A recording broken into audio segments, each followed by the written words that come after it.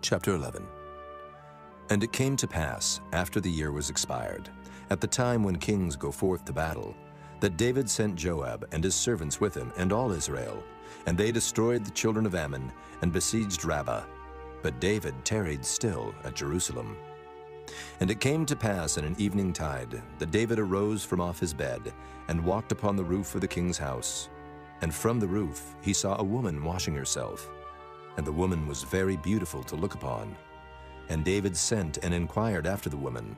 And one said, Is not this Bathsheba, the daughter of Eliam, the wife of Uriah the Hittite? And David sent messengers, and took her. And she came in unto him, and he lay with her, for she was purified from her uncleanness. And she returned unto her house. And the woman conceived, and sent and told David, and said, I am with child.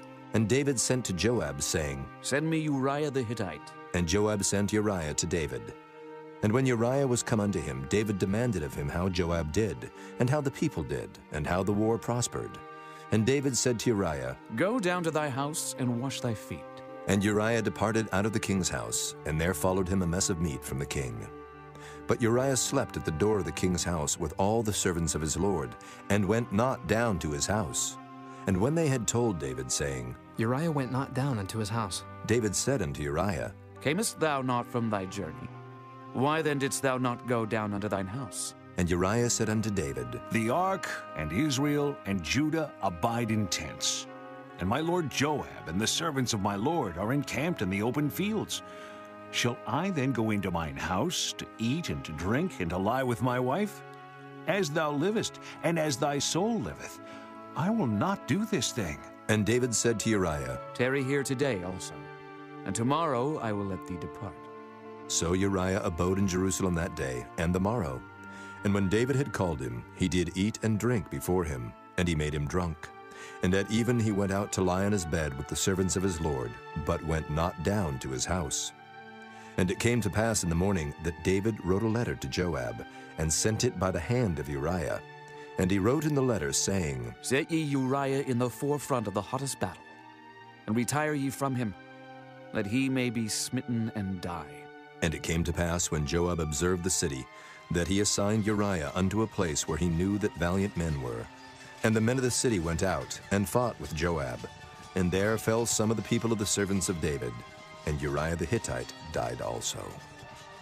Then Joab sent and told David all the things concerning the war, and charged the messenger, saying, When thou hast made an end of telling the matters of the war unto the king, and if so be that the king's wrath arise, and he say unto thee, Wherefore approached ye so nigh unto the city when ye did fight? Knew ye not that they would shoot from the wall? Who smote Abimelech, the son of Jerubbesheth? Did not a woman cast a piece of a millstone upon him from the wall, that he died in Thebes?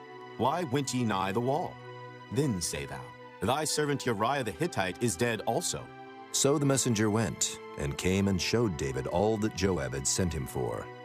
And the messenger said unto David, Surely the men prevailed against us, and came out unto us into the field, and we were upon them even unto the entering of the gate.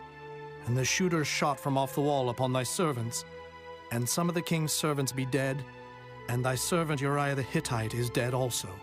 Then David said unto the messenger, Thus shalt thou say unto Joab, Let not this thing displease thee, for the sword devoureth one as well as another. Make thy battle more strong against the city, and overthrow it, and encourage thou him. And when the wife of Uriah heard that Uriah her husband was dead, she mourned for her husband. And when the mourning was past, David sent and fetched her to his house, and she became his wife, and bare him a son. But the thing that David had done displeased the Lord.